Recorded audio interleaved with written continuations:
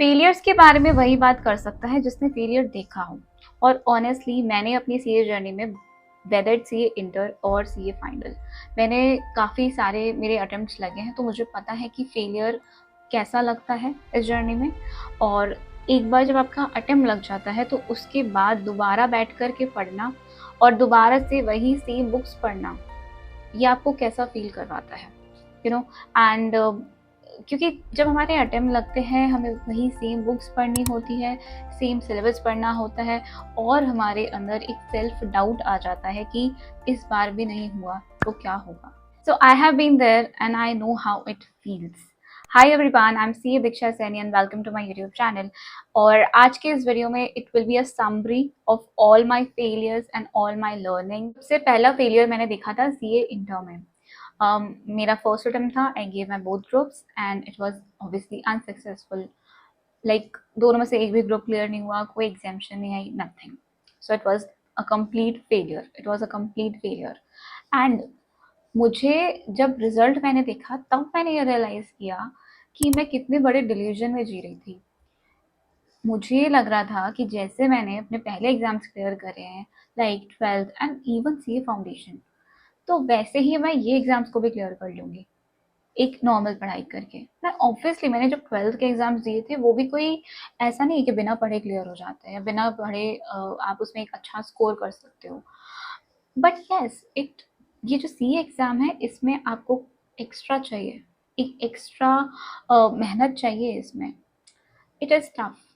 मेरे जब मेरा फेलियर हुआ तो मेरे पेरेंट्स को भी बिलीव नहीं हुआ था कि मेरा एग्ज़ाम क्लियर नहीं हुआ है। और उन्होंने मुझे एक ही बात कही थी कि देखो ये एग्ज़ाम टफ है, अगर तुम्हारे जैसे बच्चे भी क्लियर नहीं कर पाए हैं that means it is tough, और इसीलिए ही इस एग्ज़ाम की वैल्यू है। अगर ये ईजी होगा तो इस एग्ज़ाम की कोई वैल्यू ही नहीं है, क्योंकि ये टफ है, क्योंकि इसे क्रैक करना आसान नहीं है। And nothing extraordinary is required, not at all. इस एग्जाम को क्लियर करने के लिए you only need time management, focus, patience and determination, and that's all, that's all. But ये चीज़ें मुझे समझ आई आफ्टर माई फर्स्ट फेलियर। मैंने बहुत ज़्यादा प्रोक्रास्टिनेशन किया है इसी डिल्यूजन की वजह से, क्योंकि ईजी है, हो जाएगा, बट नहीं हुआ। ये चीज़ मैंने इतना लेट समझी थी। सो टाइम मैनेजमेंट बहुत ज़रूरी है, प्रोक्रास्टिनेशन से नहीं बात बनेगी। और यहाँ इस कोर्स में आने के बाद जो सबसे पहली चीज़ आप सीखते हो वो टाइम मैनेजमेंट होती है, और वक्त की कीमत को समझना होता है। और प्रोक्रेस्टिनेशन को तोड़ने का एक ही रास्ता है, एकदम ठीक और अर्ली प्लानिंग स्ट्रक्चर होना। स्पेशली जो सीए फाउंडेशन क्लियर कर चुके हैं और जो सीए इंटर में 2027 को टारगेट कर रहे हैं, देखो जितना जल्दी शुरुआत करोगे, जितना जल्दी पढ़ाई करना स्टार्ट करोगे, उतना ही आपका एग्जाम में फेल होने के चांस रिड्यूस हो जाता है। तो उसी डिसिप्लिन को बनाने के लिए मैं आपको सजेस्ट करूंगी सीए वाला के उद्देश्य बैचेस, जो कि स्पेसिफिकली मई 2027 को टारगेट कर रहे हैं for CA inter students. Now इनके बैचेस में आपको दोनों ऑप्शंस मिल जाएंगे, रेगुलर एंड प्रो। लेकिन अगर आप इनका प्रो बैच लेते हो तो that is actually value for money. तो यहाँ पर आपके लिए रिकॉर्डेड एंड लाइव दोनों क्लासेस के ऑप्शंस हैं। हार्ड कॉपी फिजिकल बुक्स मिल जाएगी, तो कोई पीडीएफ स्क्रॉलिंग की फ्रस्ट्रेशन नहीं रहेगी। खजाना फैसिलिटी और आगे आने वाले कमिंग बैचेस तक के एक्सेस भी कवर हो जाते हैं इसमें। और अगर आप इनका मई 26 और प्रीवियस रिजल्ट्स को चेक करोगे तो यहाँ पर ऑलमोस्ट 50+ एआईआर रैंक्स हैं।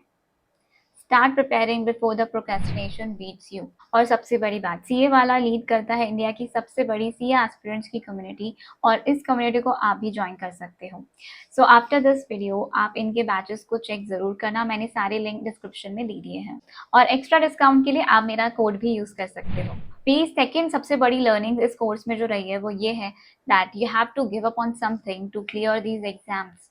Now you have to give up some of the birthday party, some of the events, functions, relatives की शादियां, और ये सब गिव अप करके if you are saving your 6 months of your life, then it's worth it, it's completely fine. Because ये सब चीज़ें तो लाइफ लॉन्ग चलती ही रहेंगी, ये सब तो आप इंजॉय करोगे ही लाइफ में आगे जाके। बट अगर 6 महीने आप बचा रहे हो अपने, then it's completely worth it. But don't misunderstand me. I'm not saying to give up on your health, on mind and body. No, you have to take care of yourself, because if you are healthy inside, if you are healthy, if you have a healthy mindset, then only you will be able to clear these exam, because आपका positive रहना और positive सोचना बहुत ज़रूरी है। आपकी एक बहुत ही वेल फंक्शनिंग बॉडी का होना बहुत ज़रूरी है, जो कि एक अच्छी डाइट, एक अच्छे रूटीन से ही आता है। ये तो आपका रहेगा, that's the part of your journey, you can't miss this thing. अगर आप एग्जाम से पहले बीमार पड़ गए तो so of course you have to take care of yourself, but ऐसी चीज़ें सेक्रीफाइस करनी पड़ेंगी दैट जो आपकी वैल्यू, जो कोई भी वैल्यू एडिशन नहीं कर रही है आपके इन एग्जाम्स के लिए। अगर 6 महीने के लिए आपको ये सब चीज़ें गिव अप करनी पड़ रही है, प्लीज़ कर दीजिए गिव अप, ये ज़रूरी नहीं है। जो मेरी थर्ड लर्निंग है वो ये है that you have to fix yourself first. If something is going on in your life which is causing trouble to you, to your mind, then definitely आप पढ़ाई नहीं कर पाओगे, बिल्कुल भी नहीं कर सकते। कैसे, मतलब अगर दिमाग में कुछ चल रहा है तो उसको क्लियर करे बिना पढ़ाई में कैसे ध्यान लगाओगे? आप बिल्कुल भी नहीं कर सकते। So you have to fix yourself first, you have to fix the situation which is causing trouble and which is affecting you. तो उस सिचुएशन को, उस आसपास इन्वायरमेंट को फिक्स करो सबसे पहले। Now it can be anything, कोई भी ऐसी सिचुएशन जो आपको ट्रबल कर रही है, तो आपको सबसे पहले आपको अपने आप को ही समझाना पड़ेगा। अगर फिक्स कर सकते हो तो फिक्स करो, और नहीं कर सकते तो उस चीज़ को, सिचुएशन को जाने दो, छोड़ दो और अपने दिमाग से निकाल दो। और अपने दिमाग में ये समझाओ कि आपके लिए सबसे इम्पोर्टेंट, सबसे पहले ज़रूरी इस वक्त करियर है। अगर करियर इस वक्त नहीं बना तो आगे जाके नहीं बनेगा वो चीज़। वो चीज़ एक सही एक वक्त होता है। मैं ये नहीं कह रही हूँ कि कोई टाइमलाइन है, कोई वक्त निकल जाएगा कि एग्जाम टाइम से क्लियर नहीं हो रही। No, I am not saying that, but at least you give your 100% ना। यह करियर के वक्त पे तो हमें सबसे पहले करियर ही बनाना पड़ेगा। उस वक्त में अगर आप और चीज़ों में ध्यान लगाओगे तो फिर तो चीज़ें खराब होंगी ही होंगी, क्योंकि हर चीज़ का एक वक्त होता है। और इस वक्त में सबसे इम्पोर्टेंट आपके लिए आपका करियर है और होना चाहिए। एंड द लास्ट वन, और इसने मेरी थिंकिंग को काफ़ी हद तक शिफ्ट किया है, that is stop blaming the outside world and stop playing the victim card always. देखो, जब हमें सक्सेस मिलती है तो हम कितनी जल्दी बोलते हैं ना कि हमने मेहनत करी, हमने पढ़ाई करी, तब जाके हम सक्सेसफुल हुए हैं। तो जब हमें फेलियर मिलता है, why we don't accept that? You are responsible for your failures, nobody else. कोई रिस्पॉन्सिबल नहीं है।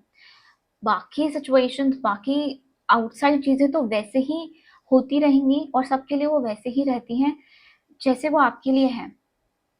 ठीक है? तो you can't blame a teacher for your failure, you can't blame ICI for that, you can't blame any other thing. So सबसे पहले तो ये एक्सेप्ट करो कि हाँ, मैंने पढ़ाई नहीं करी थी, हाँ, मैंने नोट्स नहीं बनाए थे प्रॉपर, हाँ, मैंने प्रॉपर रिविजन नहीं करा, हाँ, मैंने मॉक टेस्ट को सीरियसली नहीं लिया था, इस वजह से मैं फेल हुई हूँ। So you have to accept your failure first. और जब फेलियर को एक्सेप्ट करोगे तब आपको अपनी गलतियां दिखेगी, वरना कभी आपको अपनी गलतियां रियलाइज ही नहीं होगी कि आप गलत थे। क्योंकि आप तो यही सोचते रहोगे ना कि एक्स वाई जेड रीजन की वजह से मैं फेल हुई हूँ, मेरी क्या गलती थी। तो जब तक आपको अपनी गलती रियलाइज नहीं होगी, आप क्या समझोगे और क्या सुधारोगे? और जब तक कुछ सुधारोगे नहीं, तब तक रिजल्ट कैसे मिलेगा? तो रिजल्ट के लिए आपको अपने पिछली गलतियों को समझना पड़ेगा, एक्सेप्ट करना पड़ेगा और सुधारना पड़ेगा। Okay, so that's it for the video. और मेरी यही कोशिश रहती है कि मैं अपने थॉट्स, अपने एक्सपीरियंस, अपने लर्निंग्स आप लोग के साथ शेयर करूं। और मुझे बहुत ज़्यादा खुशी होगी ये जानकर कि अगर मेरी वीडियो से आपको थोड़ी सी भी हेल्प होती है।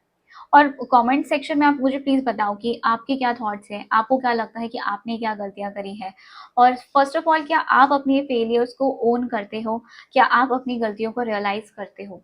Do let me know in the comment section. And yeah, if you are new to my channel, then please consider subscribing to my channel. If you like this video, then please hit the like button and share it with your friends. हम मिलते हैं next video में. Till then, bye.